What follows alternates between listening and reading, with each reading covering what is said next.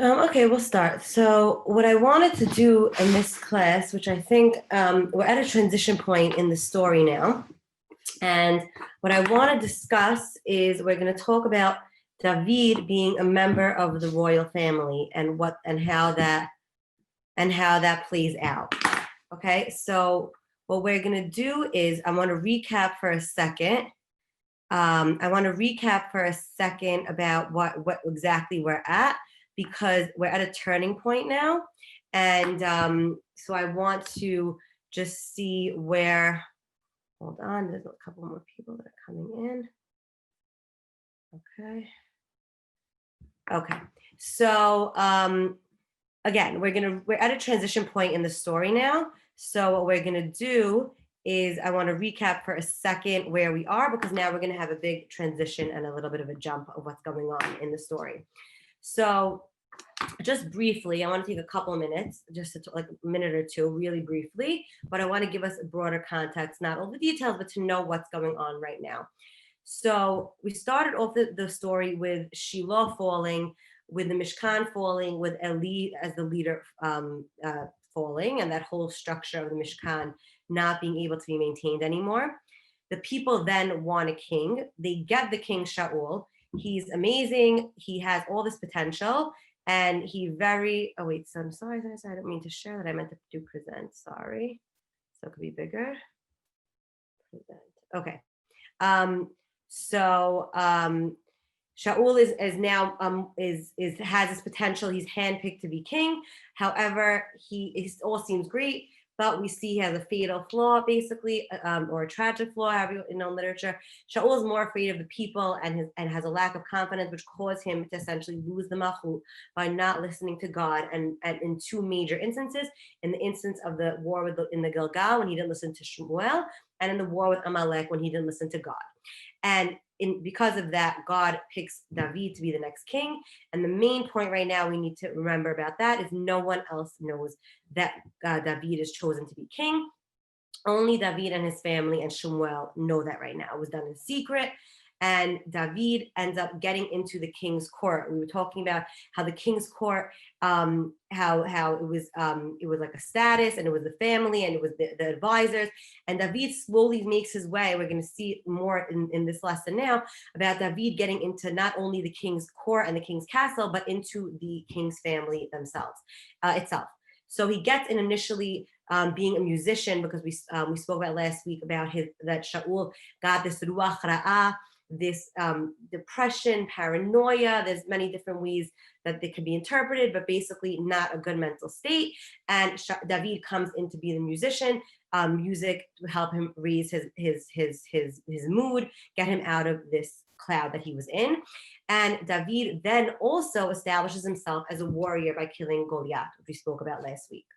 So now we're at the point where basically what's going to happen now is, until now, David was not a threat to Shaul. Shaul had the prophecy from Shemuel that his malchut would be lost. However, he didn't have any more information than that. So he knows that there's this impending doom coming onto his kingdom, onto his own life, onto his malchut, onto his monarchy, but he doesn't know any more details than that. So now he's starting, after the war with Goliath, we're going to see, and this is what we're going to build on today, is that in this transition where Shaul realizes, oh, David is that threat. David is who's going to be the next king. And we're going to see how he realizes it, why he realizes that, and the people and his family will slowly realize that too, and come to, and we're going to see that there's going to be this big division in the country, in the nation of David and Shaul, and it's going to be basically from now until Shaul's death.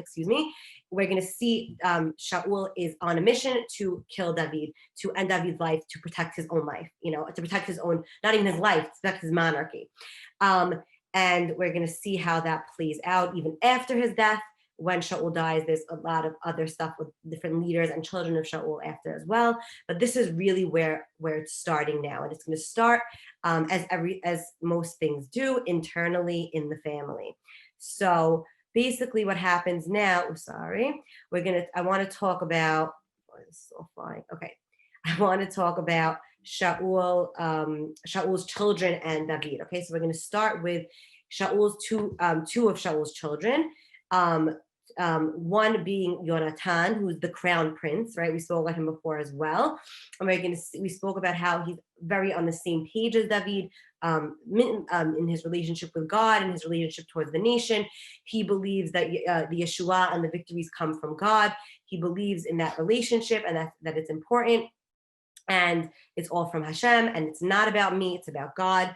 And he has a very strong connection with David, where it says, this is talking about after the war with Goliath, when David finishes talking to Shaul, and it says, their souls are united, and he has this love for him as himself. They have this very strong bond, and we see that, we spoke about it before, but it developed from their shared common worldview, their shared common ideals of seeing God in everything, seeing God as the Moshiach, as the Savior, and not being worried about my own personal status and pride and victory and all that. So Yonatan, what he decides to do is, and we'll see, by the way, that David, he's not manipulating any of this. Like when Shaul, we saw and we're gonna see, he manipulates, controls, as many of us do, myself included.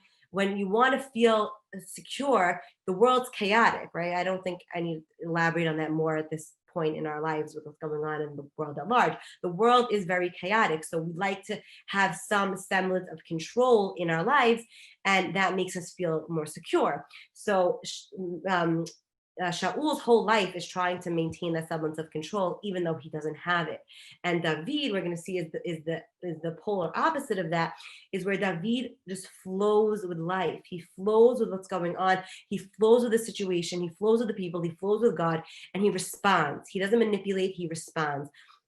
And we'll see, because of that, the children of the king gravitate towards him. The nation will gravitate towards him, and that's essentially how he will build his monarchy, not by manipulation, but by responding to what needs to be done. So Yonatan and David established this brit, this covenant, because they have because of this love, this mutual, this love of equals. And this, listen how he does it. At that time, clothing was first of all, it wasn't like now that everyone has so much clothes. Like it was, because we even see in the Torah when it talks about taking collateral from someone who can't pay you. You can't take the clothing of a almanah, a widow, as collateral, because she only has one garment, so she'll be naked. So she needs that. So here we see Yonatan, he obviously has more than one garment of clothing. He's the king's son, but it was a status symbol. Well, we'll see later also with another story, very important, with Amnon and Tamar later on, that with the David's children, that the king's children, the princes and princesses, had these certain identifying royal clothing. So Yonatan takes his clothing, and his me'il, which was his status, part of his status, and puts it on David, his coat, and his sword and his keshet. And we'll see the keshet, the bow and arrow, is also very important with identifying factor of Yonatan. And he gives this to David, and he dresses him in it.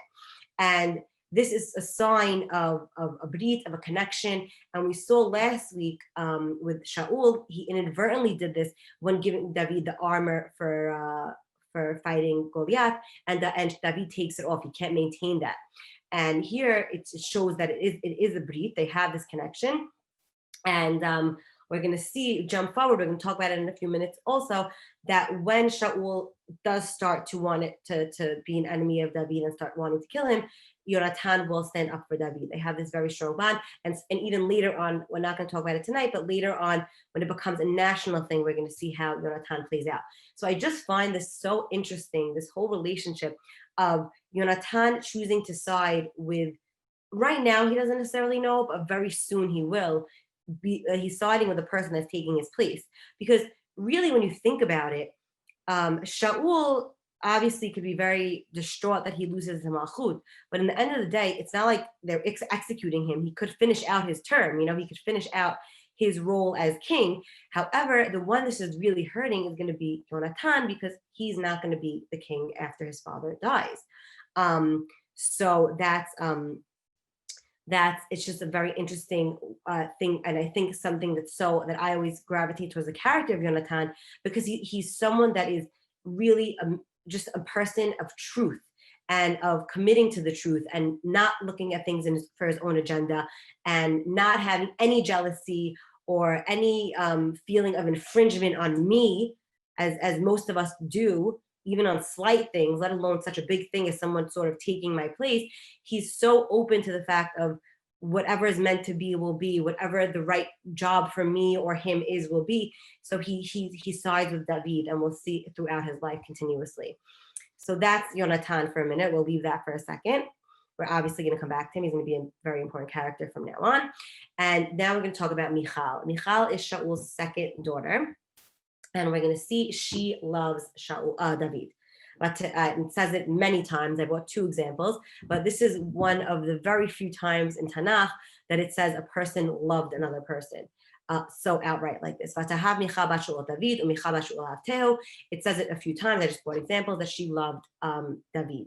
And that's also going to play out that it's interesting that we see that the children of Shaul love David, but he's going to slowly not be able to stand him. And how does that start? So, okay, actually before that, I said that David's gonna enter his not only the king's palace but the king's family. So what happens? Basically, he should have already been added to the king's family, because if we remember, when Shaul was afraid of Goliath, and no one was wanted to fight Goliath and take on his challenge, he set a reward, and he said, whoever is able to kill Goliath, he'll get Osher Gadol, a big reward, monetary reward. Et bito, marry the princess, the daughter of the king. Yiten lo ve'et bet aviv yaseh chofshi b'Yisrael. He'll make him, important, free b'Yisrael, meaning free of taxes or free of direct rule of important family. So David kills Goliath. He's already worthy of marrying the daughter of Shaul. He should have already married her and become the king's son-in-law. But what happened? Shaul, we're going to see, he tells David, he tries to use a situation for his own gain. He starts to have this feeling that I don't really like what's going on with David. I'm a little like uneasy about this kid here who's showing himself and proving himself as somewhat of a challenge to me. So he tells Shaul tells David, here, I'll let you marry my oldest daughter, Merav, not Mikhail. We'll get to back into Mikhail in a second. But he says, my oldest daughter, Merav, I'll let you marry her. But Ach Hayali the Ben Chayil, go be a warrior, Vilachem Chamot Hashem, and fight for Hashem. He's wrapping it up in all a nice picture. Shaul Amad al Tehi Yad, because Shaul thought, this is in his head. Amad, thought in his head. Al Tehi Yadibo, but Tehi Bo Yad Plishtim. He challenges David and he says, you want to marry my daughter? Go fight all the wars and be on the front lines. And he's thinking in his head, Shaul, or hoping in his head that he'll die on the hands of the Plishtim and not by him. Like he's like, why should I have to have the blood on my hands at this point? I want him dead. I see him as a threat. Let the Plishtim deal with him and let me put him on the front lines. And we're going to see this is something that David himself will do with someone who he has a problem with later on. We're going to see he uses the same tactic and gets punished for it. In this case, Hashem is on the side of David, and he doesn't get killed, and he becomes a big warrior. But David tells Shaul, Mi anochi, u'michai mishpachat avi b'Yisrael ki yeh chatam lemelech. Who am I that I'll be the son-in-law of the king? He's being modest and humble, as we saw Shaul doing before when he said, who is my family that you should tell me that I'll be the king. So Shaul very quickly says, okay. Before anything could even happen with Merav and David, Shaul marries her off to Adriel HaMecholati, another man. And then in the same breath, Shaul sees that Mikhail loves David, which we spoke about before. And now Shaul says again, he thinks, oh, this is going to work. I'm going to use this to my advantage. I'll use this and use it as a mokesh, as a stumbling block, as a fault for him.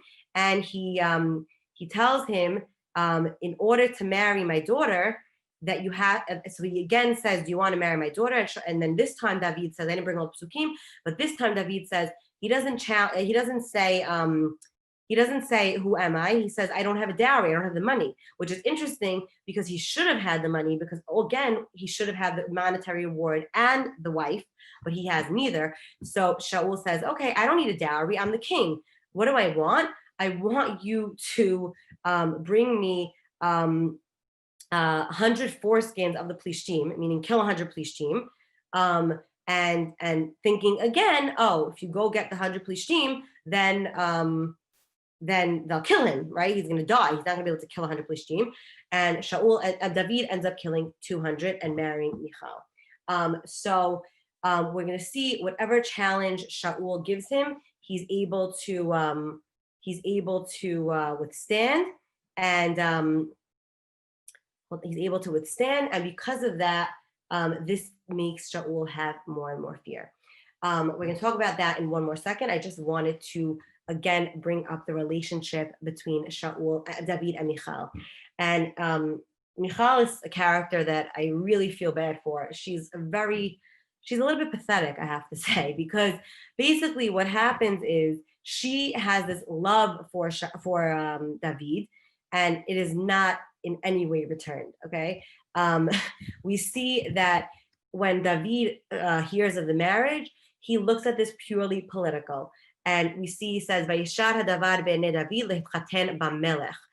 he'll be marrying the king, not meaning marrying the king, but meaning marrying into the king's family. And again, it mentions again, when David goes out and fights a Plishtim, it says, right? He says, I marry the king again, so that he should marry the king's family. So she's looking at this as love. She loves him, and he's looking at it as a political game. And we're going to see throughout their marriage, it's not a simple marriage. They have a lot of there's a lot of things about Michal that are very similar to her father, which end up causing issues with her and David, which we'll see later on as well. She's a lot of times also, if you notice, whoever wants to go through the prakim, she switches off at different points being called Bat Shaul and Eshet David, which is interesting to note there. I didn't bring all the instances, but something to keep an eye on if you're reading the Tanakh and seeing how she's related to. Sometimes she's more connected to the David way, and sometimes she's more connected to her father Shaul. So this is all happening in the family. David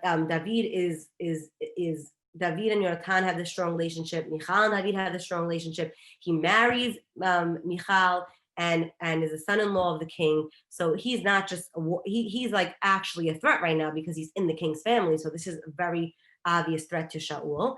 And it all comes to a head when they go to one war. And I didn't mention this, but we're going to see that the war with the Plishtim does not end with Goliath. It's only the beginning. We're going to see throughout David's life, Shaul and David's life, meaning Shaul and then even with the beginning of David, they have problems with Plishtim. And there's all these battles, and it's a long, drawn-out war over years. And it's something that keeps on going. They have battles with Plishtim. And we're going to see there's a cycle with David and Shaul's relationship that every time they go out to war, and it starts from this, which I'm going to show you in a second, but basically every time they go out to war and Shaul and David's successful, and I keep mixing and David's successful, Shaul gets this paranoia and this fear. And it all starts from one specific battle after Goliath, where they go and they come back from the battle, and the women came out to greet the soldiers, and specifically the king, and sort of like a victory parade, which was very normal at the time. The women would sing and be happy, and it was great.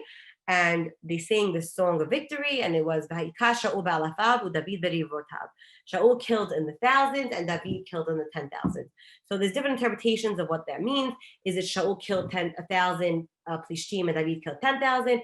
Was it Shaul had the strength of 1,000 and David had the strength of 10,000?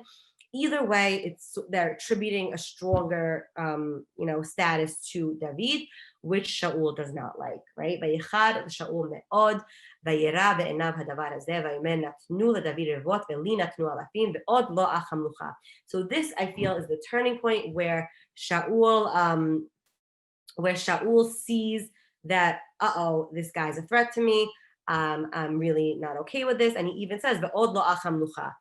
They're going to give him the next thing. The only thing he doesn't have is the monarchy. which is his sort of, foreshadowing, projecting his fears, which are, valid, as we know, as the readers. So this is where it all starts. And then we have this build up. Okay, so I bought a bunch of psukim that basically through these psukim, like not through, interjected. I didn't bring the whole, I wasn't going to bring all the hakim, but through interjected in these psukim are, again, wars with the Plishtim where David is successful, and that freaks out Shaul. Okay, so we start out with the progress of emotions that Shaul has. He's Vayichad l'Shaul me'od, right? He's angry. And then it goes to Vayi Shaul oyen et David mahayom hahu v'hala. It's sort of that he has an eye on him, that he's keeping an eye, that he's worried about what's going on with him. Then we have Vayira Shaul milifnei David. He starts to fear him, right? Because why? Ki haya Hashem imo ume'al me'im Shaul sad. Shaul is not an idiot. He was king for a reason. He was a very smart, charismatic, good ruler that had the potential to continue that. He comes off as more tragic than that. He's very aware of what's going on, and he's afraid because he sees that God's with David and not with him, so that makes him fearful. And then we see he dreads his existence, like he's so he's so consumed by him and dreads him. And basically at the point, the last, the nail that we're going to see is the last nail that and from this on we're going to see how Shaul is his enemy forever and ever, meaning all his life. So it's interesting because I said we're going to look at his children, which we did, and now we're going to look at Shaul, and now we're going to look at the nation and God, okay? How they view David. ויצא דוד בכל אשר ישלחהו שאול יזכיר, וישמהו שאול על אנשי המלחמה, ויטע בעיניו כל העם וגם בעיני עבדי שאול. He was a warrior. He's gaining everyone's love and affection, right? They all think he's great. And he goes to fight Plishtim, and his reputation grew and grew. Okay, so I don't know, maybe because when things are on your mind, you just connect them. But if anyone happens to be watching the series The Crown, it's just first of all, it's a very interesting series to understand monarchy. I know obviously it is dramatized and fictionalized, but it is about the inner workings of the royal family in England. And this season, they just released, it's history also, it's not obviously, they released the season about Lady Diana and her coming into the royal family. And I just, maybe because, when I'm preparing the class and I watched it the other day and you see parallels, she was this woman that was like a force, that she came into the royal family and everyone loved her. And she took the nation by storm. She was the nation's princess, and she had this all this love of the people. But within the family itself, as as anyone from history knows, or if you watch the show, there was so much drama underlying it and so much challenge with that. So too here we're going to see the nation loved David. Certain family members of Shaul loved David, but he was hated by Shaul. And he was challenged by Shaul, and it was not easy. We're going to see it was not easy to beat David in this time. And we see obviously the icing on the cake is obviously that God, David has God with him. He doesn't really need anyone's else approval. Obviously, he has God, but it's sort of showing that.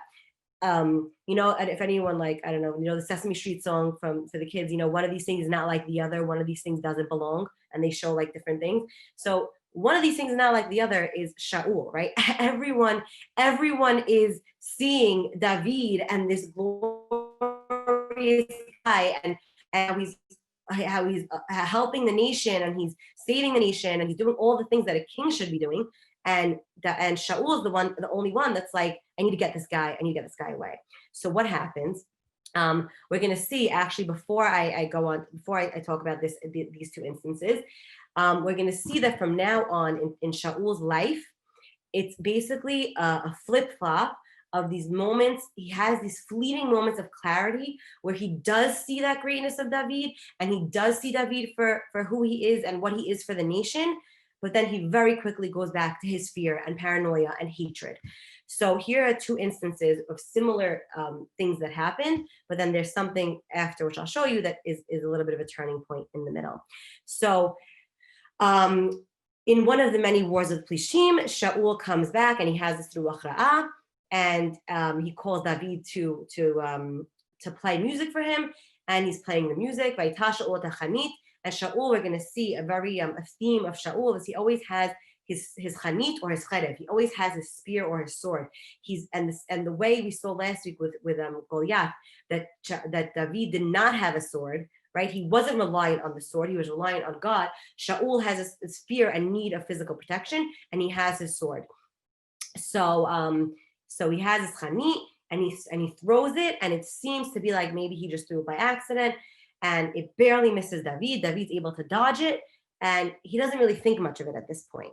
But then a little bit later, a similar instance happens, and David sees that this was deliberate. David sees that Shaul was aiming it at him, and then David, it says at the end, David realizes, I gotta get out of here. This is not safe for me in the king's palace. And he is right, because Yonatan, being the crown prince, right, and David and Shaul's advisors, he tells his son and his advisors, David. And at this point, it's going from Shaul's subtle or inadvertent subconscious of trying to get him killed by going out to the front lines, by giving him these crazy missions. And now he's telling his inner circle. At this point, it will become the whole nation that he's, a wanted man, David. But at this point, now he's telling his inner circle, get David killed. Try to get, make it happen, And Yonatan says, I want to stop this, because Yonatan wants to save David. So Yonatan tells David, listen, my father wants to kill you, but I'm gonna try to change the situation. And he tells David to hide. I'm going to talk to my father and work it all out, and then I'll tell you what happened. And Yonatan talks to Shaul, and Yonatan, again, one of my favorite characters in Tanakh, really. He's so smart. He knows how to read people and knows what needs to be said. So and obviously it's also his father, so he knows how to read and connect to his father in a certain way. So he tells him, he talks and he says, he feeds to his ego and his need to be king, and he says, he's giving him that feeling, you're the king and David's the Eved. Like, why are you making this an issue? He's the Eved, you're the king. Right? He didn't do anything to you. He's just doing his duty as your servant and helping the nation. And again, he doesn't talk about the Plishtim, that David is the savior. He talks about God being the savior. No, it's not anything special about David. God's running the show, which Yonatan does believe in himself. He does believe that God's running the show, but he's trying to also make Shaul realize that and not hate David so much. And also, if you remember, there was this precedent, so to speak, that Shaul himself created, that when we have this victory from God, we're not going to kill our people, even if we don't agree with them. And it happened a few times before, right? With after the war with Nachash, and when Yonatan doesn't listen to the shvuah of not eating. And so here he's sort of hinting to that also. Why are you going to kill him for no reason? He didn't do anything. He's your humble servant, right? And at this point, we're going to see, not for so long, but at this point, this calms down Shaul, and everything goes back. It goes back to normal. And then after this, a little while, is the incident I told you about when he throws the sword a second time and David runs away. So now we're going to see, we saw how Yonatan tried to help David, and now we're going to see how Mikhail tries to help David, and then we're going to wrap it up for inside the castle. And then next time we're going to talk about how he goes out. So basically, now David runs away. He goes to his wife Mikhail, who loves him and wants to save him, right? Obviously, she doesn't want her husband to be killed, especially by her father. And what Shaul does is he sends soldiers to surround his house so that if he leaves, they'll kill him, right? And now Mikhail tries to gain some time, and she says, no, he's sick. He's sick, and then he says, I don't care if he's sick.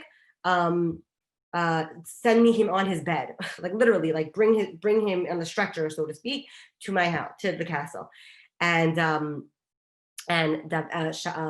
Michal helps David escape from the window. He runs away, and then she makes this whole dummy of a trafim, of an idol, and some sheep, and this whole thing to make it look like a person, and sends it with the soldiers to Shaul. Shaul sees it, and he says, Lama kachari mitani, which is very reminiscent of Lavan, right? We'll talk about how this story is very reminiscent of Lavan and Yaakov and Rachel and Leah.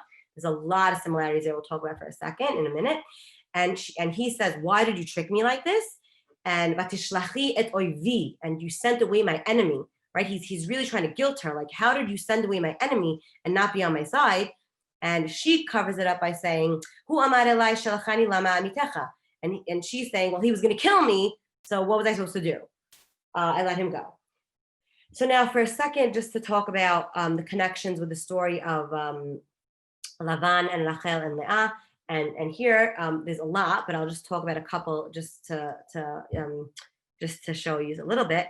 Is both have stories of father-in-laws that trick their son-in-laws and manipulate their son-in-laws, causing them to do more than they were set up to do, right? With Yaakov working more than he had to work, and David having to go on all these missions to marry the king's daughter. We also see that there's this constant running and running away from and running to somewhere else, with the son-in-law feeling afraid for his life. And we'll see there's this the mention of trafim and this mention of rimitani. And there's the main difference here is that in which again is a little bit tragic for Mikhail, is that Yaakov the whole time loved Rachel, and David does not necessarily at any point do we see that he really loves her, Mikhail. And it's a little bit sad, a little bit of obviously a dig at Shaul to be compared to Lavan. You don't really want to be compared to someone who's a manipulator and someone who's tricking you and not being such an honest guy. So it's obviously not the best light for Shaul to be in. So basically here what we see, what we saw and what we see in what's going on in the king's family right now is that Shaul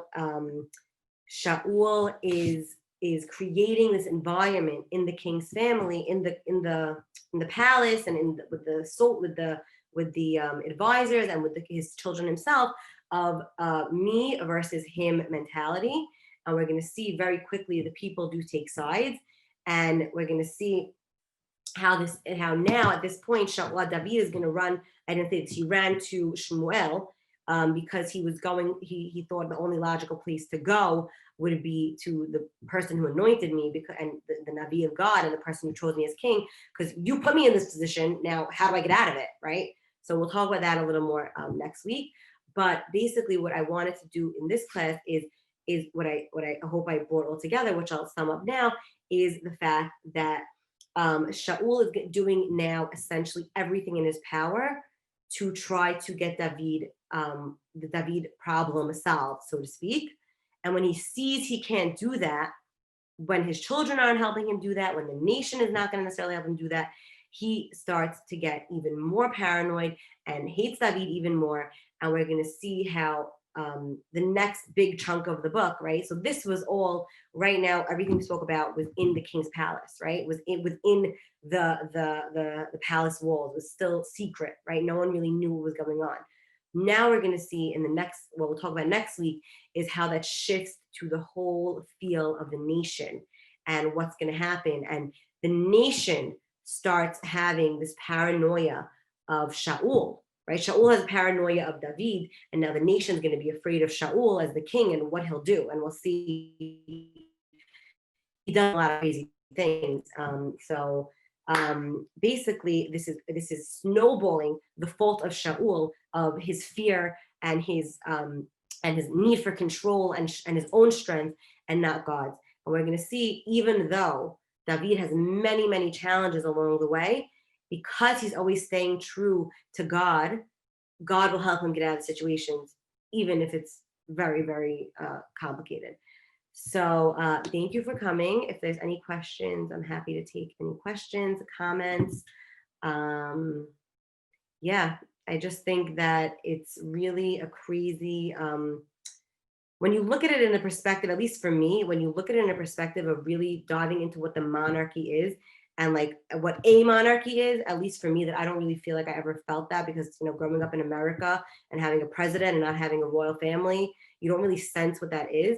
But when you sense what a monarchy is and what a monarchy means, and then you look at this story and you see David's place in that, and Shaul's place in that, and Yonatan, and how all the puzzle pieces fit together or don't fit together, it's just I don't know, for me it makes it open up a little, like, to make it more real and to really see all this deception and all this fear, especially when you throw God into it, and throwing the fact that he was chosen by God and he has to do a mission for God.